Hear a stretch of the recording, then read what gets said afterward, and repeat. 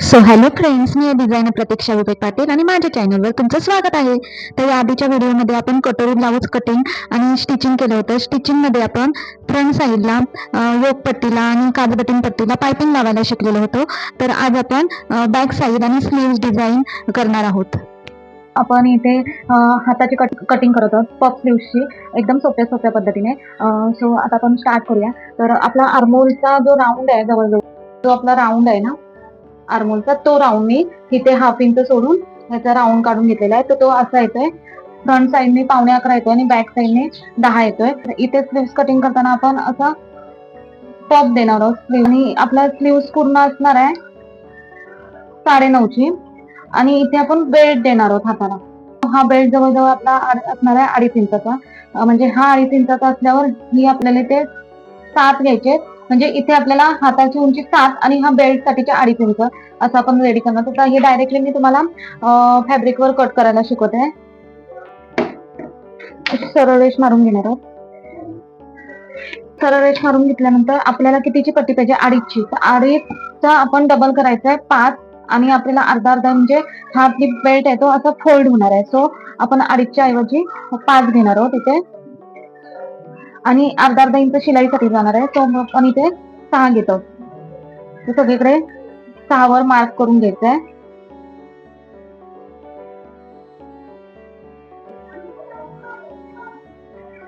सरळ रेष मारून घेणार आहोत आणि इथे आपला बॉटम असणार आहे हाताचा 10.5 इंच असणार आहे. सो 10.5 नुसार आपला ती पट्टी येईल जवळजवळ 5.25 इंच. आपला बॉटम हाताचा असणार आहे 10.5 इंच, त्याच्यानुसार पट्टी येईल 10.25 इंच आणि मग 2 इंच इथे आपण मार्जिन साठी घेणार आहोत. सो अशी आपण सरळ रेष मारून एवढा भाग आपण कट करून टाकायचा. आता हाताचा आपण कसं करायचंय, तर आपल्याला इथे हाताला 7 इंच आपल्याला भेटलेले हे 2.5 इंचाची इथे पट्टी आणि आपल्याला 9.5ची पूर्ण उंची आहे. 2.5 इंचाची पट्टी बाजूला निघाल्यानंतर आपल्याला 7 इंचाचा हात काढायचा आहे. सो 7 इंचाच्या ऐवजी आपण इथे घेणार आहोत 8 इंच. 8 इंचावर मार्क करणार, अर्धा अर्धा इंच वरती खालती शिलाईसाठी जाईल. आणि आपल्याला इथे जेवढं आपल्याला पफ स्लीव्स करायचे, सो आपल्याला इथे जेवढे 5 इंच, 4 इंच, 3 इंच आपण पफ स्लीव्स साठी घेऊ शकतो. तर 3 इंच घेते, जास्त मोठे पफ नको आहेत मला. तर 3 इंच घेते आणि इथून आपण हा 3 इंचाचा पफचा पफ साठीचा मार्क केलाय आणि हा उंचीसाठीचा आपण मार्क केलाय. आणि इथे आपण छातीचा 6वा भाग घेणार आहोत. छातीचा 6वा भाग, आपली 38 छाती आहे, छातीचा 6वा भाग येतोय आपला 6.25 आणि 6.25 मध्ये आपण अर्धा इंच प्लस करणार आहोत. 6.25 मध्ये अर्धा इंच प्लस केल्यानंतर, आता हे आपण एवढंच का घेतलंय, 6.25 आणि अर्धा इंच का प्लस केलाय ते तुम्हाला माझी जर तुम्ही व्हिडिओ पाहिली कटोरी ब्लाऊजच्या कटिंगची तर तुम्हाला समजेल. आणि इथे आपण 3 इंच डाऊन जाणार आहोत. 3 इंच डाऊन जाऊन इथे 2 इंचाचे आपण मार्जिन टाकणार आहोत. आता इथे जेवढा आला देखील जाऊ शकतो आणि जेवढा येईल तेवढ्याच्या चुन्या देऊ शकतो. तर इथे आपण मार्क करून घेतलाय. आपला इथे 2.5 इंचाचा बेल्ट पट्टी निघणार आहे, जी आपण हाताच्या खाली लावणार आहोत. तर ती आपण एकूण 6 इंचाची काढले. 6 इंचाची काढल्यानंतर 2.5 इंच, 9.5ची आपली उंची आहे हाताची. 2.5 इंच 9.5 मधनं कमी केल्यानंतर आपल्याला 7 इंच भेटते. 7 इंचामध्ये 1 इंच आपण मार्जिन साठी घेतलेले आहेत आणि मग इथे आपण 3 इंच पफ साठी घेतलेले आहेत.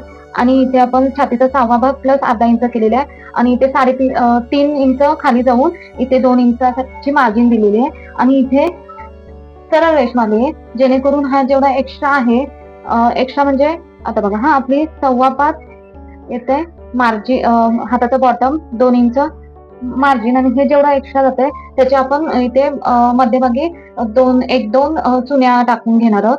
म्हणजे पफ जसं आपला वरती पफ येईल तसा खाली देखील पफ येईल. आता हा जो पफ गेलाय ना, तो मी आधी पहिला आपण हा हाताचा आकार टाकून घेणार आहोत. इथून 1.5 इंच आपल्याला सोडून द्यायचा. 1.5 इंचाच्या नंतर आपल्याला हाताचा आकार टाकायला घ्यायचा आहे, ते इथपर्यंत. सो म्हणजे हे आपण मार्जिन घेतलं तिथपर्यंत आणि पफसाठी जे आपण एक्स्ट्रा घेतलेले आहेत ते इथून जाऊन आपल्याला इथे मॅच करायचं. जिथे आपण मार्जिन घेतलेली आहे तिथे आपल्याला मॅच करायचंय. सो आपली पफ स्लीव्सची कटिंग झालेली आहे. पण नॉर्मल स्लीव्सची आपण अशी कटिंग करू शकतो. पण एकदा आपण मॅच करून घ्यायचं की आपल्याला जे फ्रंट साईडला मी तुम्हाला मगाशी दाखवलं की फ्रंट साईडला आपल्याला 11 हा राऊंड भेटलेला आणि बॅक साईडला आपल्याला 10 राऊंड भेटलेला. तर आपण फ्रंट साईडचा पावणे 11 आहे तो एक्स्ट्राचा पहिला मॅच म्हणजे चेक करून घेऊया की इथे पावणे 11 भेटतंय का आपल्याला. अर्धा इंच कमी पडतंय. सो आपण इथे वाढवून घेऊया, थोडासा वाढवून घेऊया. म्हणजे हा फ्रंट साईड जेव्हा आता पफ स्लीव्ह नसेल तेव्हा आपण हा थोडासा वाढवून घ्यायचा आणि सेम आपण इथे सरळ रेष टाकून घ्यायची. हा पफ स्लीव्ह आहे म्हणून मी इथे सरळ रेष टाकून घेतले. पण हा पफ स्लीव्ह नसता तर मी इथे जी माझी हाताचा बॉटम प्लस 2 इंच आलाय तिथे इकडे अशी मॅच करून घेतला असता. सो डायरेक्टली आता मी कट करून घेते. कट मारून घेते मी.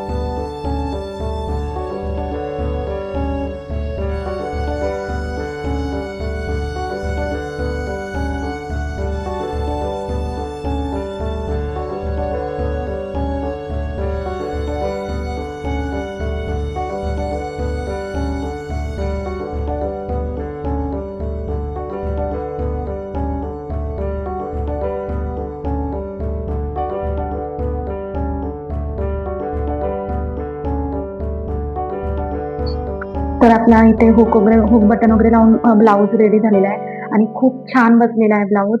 अजिबात म्हणजे जो आपण ज्याच्यासाठी आपण पूर्ण ड्राफ्टिंग दाखवलेली होती की आपला शोल्डर उतरला नाही पाहिजे, तर माझा अजिबात 7चा गळा घेऊन सुद्धा आणि बॅक साईडचा 10 ते 11चा गळा घेतलेला आहे थिंक मी. 11चा गळा घेऊन सुद्धा माझी बॅक साईड सुद्धा उतरत नाही आणि प्रॉपर असा बसलेला आहे फिटिंग मध्ये. तुम्ही बघू शकता की मी अजिबात नॉड वगैरे लावलेली नाही, तरी सुद्धा प्रॉपर बसलेला आहे. आणि इथे समोर देखील माझा प्रॉपर फिटिंग मध्ये बसलेला आहे आणि हात वरती केल्यानंतर ब्लाऊज वरती चढत नाही माझा. आणि इथे जी पट्टी येते आपली बाहेर म्हणजे आपण जी मार्जिन टाकतो आणि जिथे ही पट्टी बाहेर येते ती देखील आली नाही. हाताला देखील पट्टी आली नाही माझी बाहेर आणि प्रॉपर स्लीव आपले बसलेले आहेत आणि खूप छान असा ब्लाऊज आपला बसलेला आहे.